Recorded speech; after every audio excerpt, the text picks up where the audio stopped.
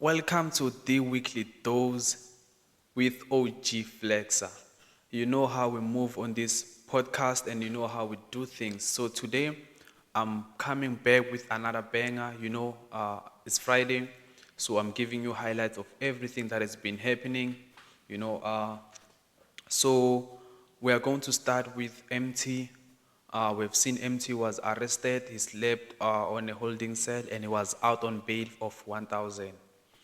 This happens because of his online concussions with his ex-wife, because we have seen the exchange of screenshots where they were arguing about everything related to their relationships and all that.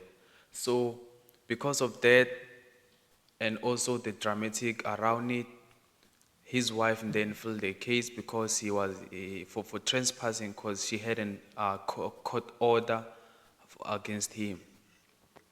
But okay, back on it, now we are moving to something else. We have also seen Nasty C trying a cigar for first time on the stream and all that. And also Nota, he was dissing Twizer, saying he killed Twizer on his own show. So this was something that was like, okay, was Nota telling the truth or not? But it seems like he was saying something that was already been there because after Nota mentioned that he killed Twizer on his own show, Twizer then went online and then started to make memes. So this shows that maybe they did actually have like a recording or a session, but they did not put it out. So I feel like it's a waste of time to invite a guest and then at the same time you don't really like put out their work because like it's very disrespectful, man, to call someone to your show. They show up, they took their time, took their best colon to come to your show. The only thing that you can do is just to put out their work.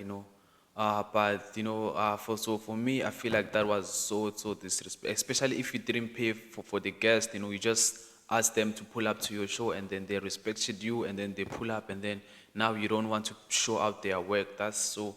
I feel like that was not it. In my view. Okay.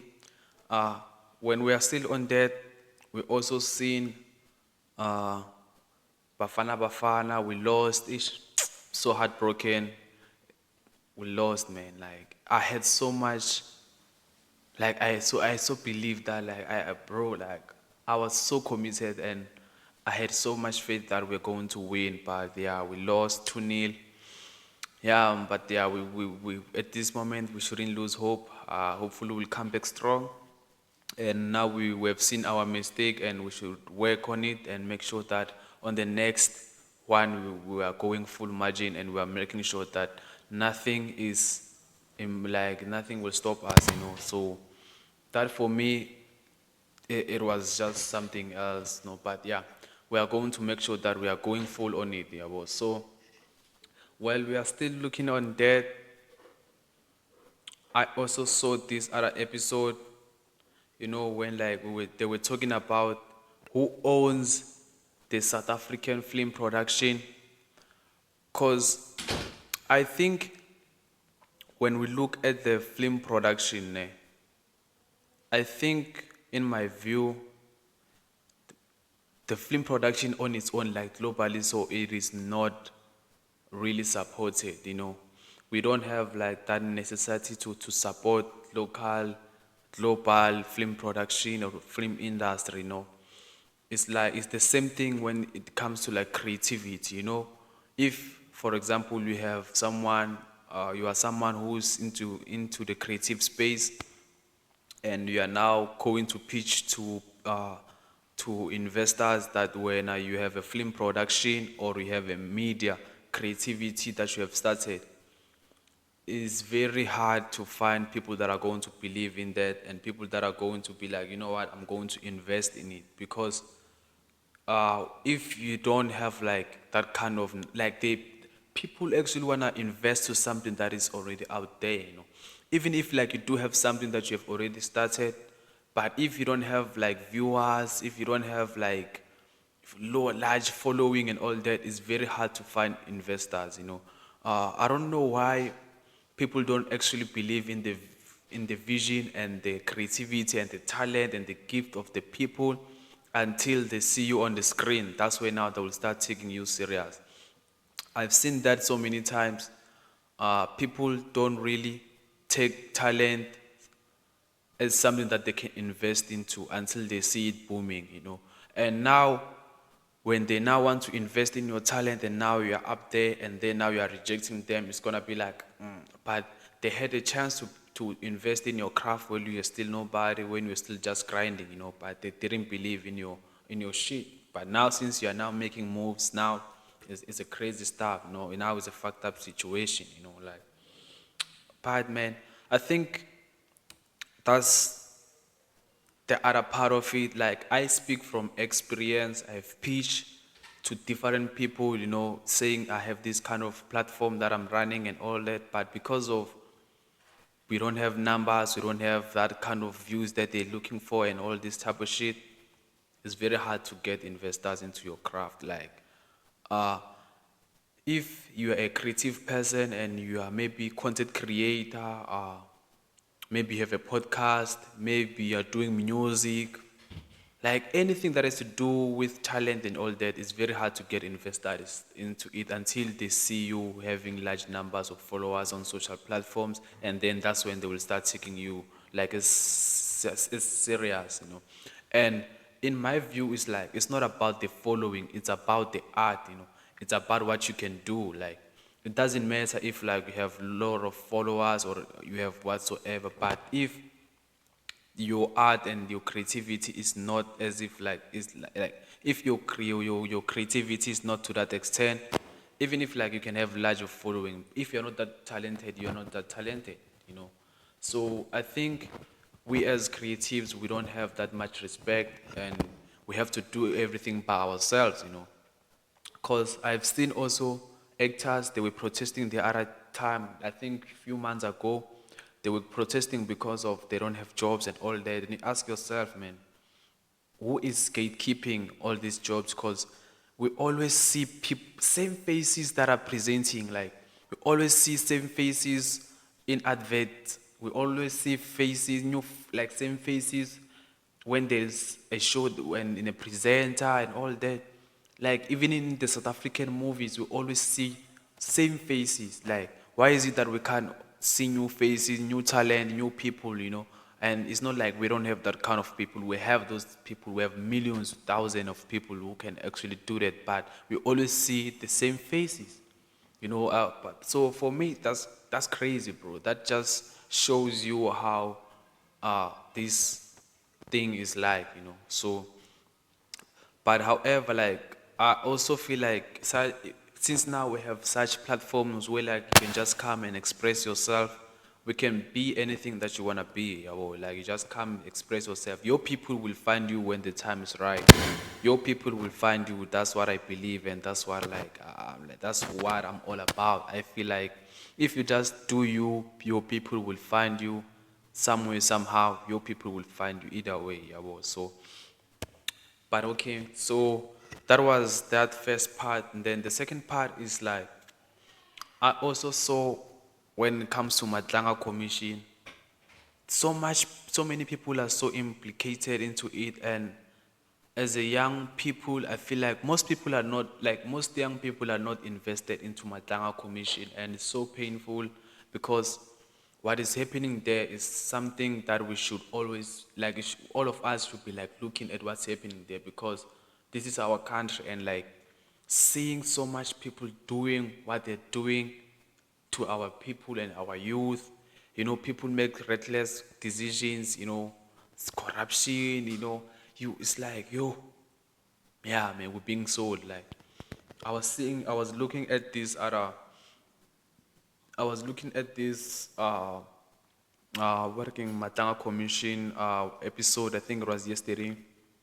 They were questioning about this other guy about the truck that had drugs, on how did it pass through the gates and all that. And and that truck, I think they're saying the truck moved from Durban to Johannesburg. So imagine that kind of distance. The truck was never stopped, the truck was never searched, and it has so much drugs in it. And obvious, if there's drugs involved, it means there's young people involved. What I mean about that, I'm trying to say that these drugs are to be sold to young people. You understand? So if people are just selling drugs just like that to our people, you like they want to kill us, man. Like these people don't really give a fuck about us. They don't care about us. You understand? They don't care about us. The only thing they care about is making cash, getting what they want to get, and fuck off. They don't care about us. So I see a lot of people, I have talked with a lot of people, and people are not invested into it. People don't actually know what's happening. There are people that don't even know about the commission, and that's the craziest part. That's the craziest part. I feel like, I feel like, I feel like, as the young people, we just have to have our own things, you know. And another thing that kills creativity is when you are person that is creative or a person that is talented, and then you meet with someone that's a businessman. People that are business people, they will kill talent and creativity, because to them it's all about the money, and to you, you enjoy what you're doing. So when this person comes to you, and they're coming with this mindset of theirs or whatsoever that they want to do, it's like they are not coming to you because they like what you're doing. They're coming to you because they want to make money out of you. And that can kill the talent and the creativity as it goes by. Actually, it doesn't kill the talent, but you just lose passion for what you're doing, because now it's no longer about you doing what you like, but you are now into like, it's like you feel like you're being used. This is the reason why you see a lot of artists, actors, and all that. But actually, it happens in most cases to artists. You see someone who was at the top, taking the number one spot, making hits and all that. All of a sudden, they're no longer dropping music, they're no longer dropping albums and all that. And ask yourself why. It's because now their talent is no longer about them doing what they like, but there is someone who's making money out of it, and now they feel like they've been used. So now the only thing that they can do is to not make music, because they don't want to feel like slaves and all that. So now it means the talent is dead. You see how this shit goes? So I feel like that's the problem that we have. Like when a talent means businessman, that should die. Unless if it's yourself that is doing it. Like if you monetize your own talent and all that, and then everything will be proper. But if it's the same, if this is someone, bro, like I'm telling you, when it's still starting, yes, it will be proper, it will be good, it will be. But as time goes, you will see now that no, I can't do this anymore. I can't do this anymore. And also, one thing that I've realized is Casey Knight is back, after he was off streaming for like months, cut off his dreadlocks and all that. He's now back, and he had announced Streamer University, where like streamers will come. We've seen this. This is dope, man, and a lot of people are really like into it. That's the concept of his own. That's dope. You know, and we have seen also South African streamers submitting their applications. That's really dope. That's really dope. That's really dope. And to see such happening, man, I was personally worried about him. I thought maybe it was not like it's not gonna come back to it. But seeing him coming back to it, I was like, damn, that's really dope. Cause he stopped streaming, and then he went to fashion, and then he was into fashion, doing fashion, doing fashion, doing fashion.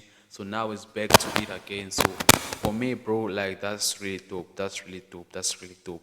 But okay, but Fatu, that was all on the weekly dose. We're gonna keep coming back again and again and again. Got time, you know how this shit. I'm not editing anything. I'm not gonna do shit. This is raw. This is authentic. It's another way of doing this shit. We don't have to edit. We don't have to cut out things and all that. We do this shit raw. Time. See you.